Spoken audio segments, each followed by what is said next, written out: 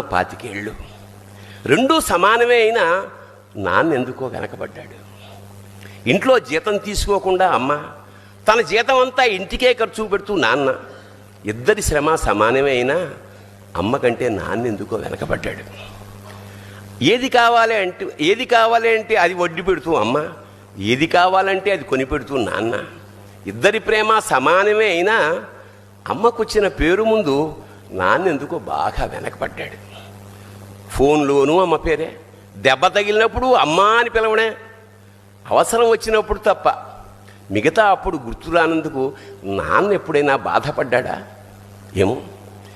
ఇద్దరూ సమానమే అయినా పిల్లల ప్రేమను పొందడంలో తరతరాలుగా నాన్నెందుకో వెనకబడ్డాడు.